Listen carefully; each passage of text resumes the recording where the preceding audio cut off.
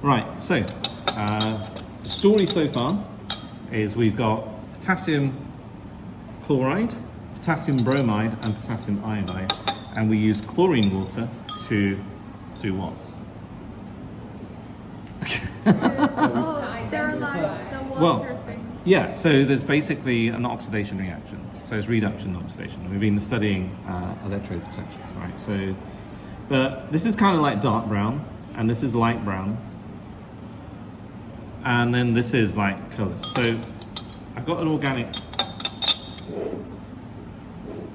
compound here, cyclohexane. Okay, I popped it in here. I'm going to add this.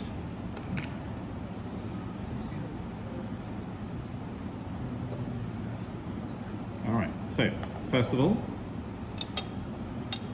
mummy bear, potassium chloride. The cyclohexane, I'm going to add more cyclohexane so you can actually see that it floats on top. All right, okay, so there's nothing there. Or is there? There's nothing Oh, there. you can see it, yeah, the layer.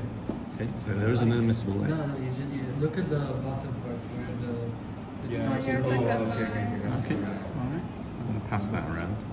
In this case, it's So if there is anything in there, it will be very, very faint.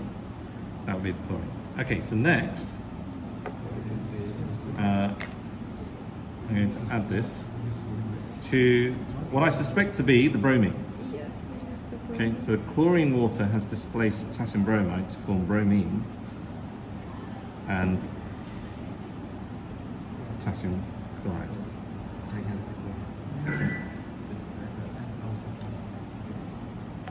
So just going to give that a quick shake. A brown substance is starting to dissolve in the top layer, and that is the bromine. Okay, show that. Hopefully you can see that. I know the table's a little bit beige. Okay, that's actually bromine now in there. Now we're going to try and see what happens. Any predictions with the potassium iodide? Black purple.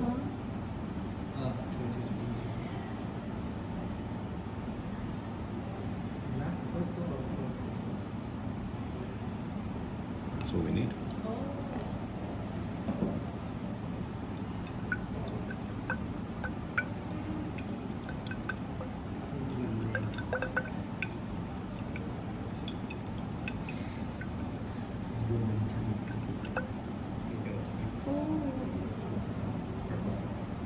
What's at the bottom? What's at the bottom? The bottom is the water. So it's just going to separate out. Yeah? So you can see that it is purple. Why is it purple? Why is it purple? What a fantastic answer. Why is it purple? So it's got iodine. Potassium it seems. Are you right? Sorry. Eunice here wants to be famous. You're going to turn this into a meme. So why is it purple? Good question. Why is it purple? Because of the like, Because of the large, iodine. because iodine's a black solid. So it's a purple liquid. I The remember vapor purple vapor or something like that. Okay, so iodine as an element is a solid, right? But the reason why it's a solid is because iodine is in a molecular lattice. So it's in a lattice full of molecules. So iodine sublimes as well. Okay. But this is not as a molecular lattice. Otherwise, what you would see is you would see black crystals or black solids in the top layer. So the iodine is dissolved in the cyclohexane. It's part of the liquid, so to speak. So, what else? Why is it purple? The purple vapor dissolved or Okay, so I can tell you that there are iodine molecules in there. Okay, so there's nothing to do with vapor. Excellent.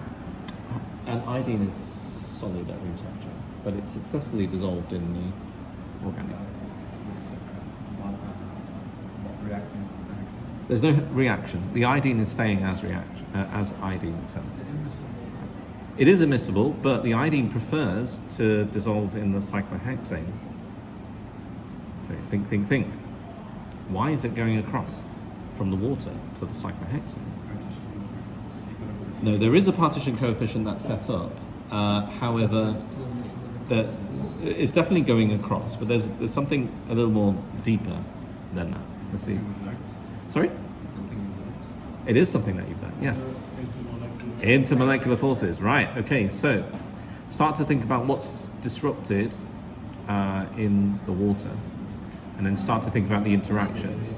Hydrogen bonds, right. So that drives the iodine into the cyclohexane, so more favourable intermolecular forces. Okay, so energetically this could be favourable, all right? This could be. Yeah, energetically, like Gibbs kind of, yeah, Okay. energetically this could be favourable. Okay, so what then happens to the iodine? Why does it change colour? Because it's not in the. It's not hydrogen bond temperature. Where does colour come from? Where do you think it comes from? Light. Oh yeah, isn't it like something to do with bonding or like it can't change this? I don't think light gas would that. Great question. Well, 100 nanometer. okay, so we talk about wavelengths. Okay, talk about frequencies and wavelengths. Okay, so light, the color of items originates from how the electrons go into higher energy levels and then cascade down, and the gaps between the energy levels inside the atom are fixed.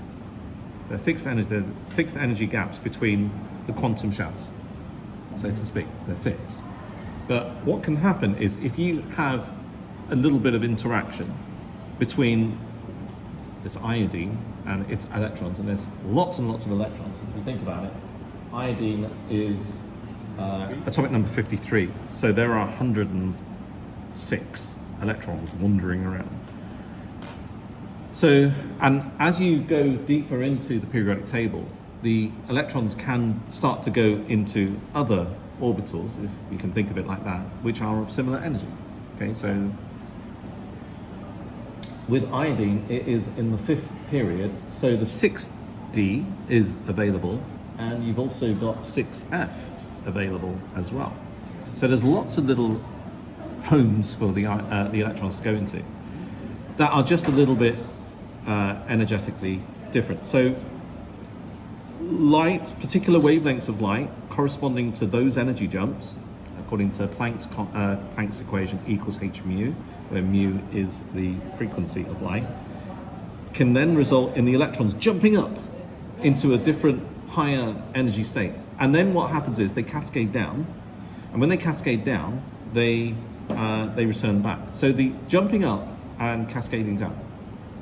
Here we actually basically have the jumping up, which means that you are absorbing certain parts of light, certain frequencies of light. And everything else that comes through from visible light, red, orange, yellow, green, blue, indigo, violet, everything else that is coming through is the color that we see. So when you mix them all together, it's the color that we see. So the situation here is obviously sounding to be very, very deep and very complex, but there seems to be an interaction between the water molecules and the iodine molecules that causes a change in the energy levels within the iodine molecules. Okay, there may be a change. When it goes into cyclohexane, there may be an even bigger change that's occurring because the cyclohexane molecules interact favorably with the iodine. And when you have these molecules coming together and you have these energy levels rising because of the effects, the distances between the energy levels changes within the actual molecule and within the actual atoms itself. When the distance changes, the frequency of light that's absorbed changes. That's why you get the color change. So this, the origins of this is quantum mechanics. There we go. There we go.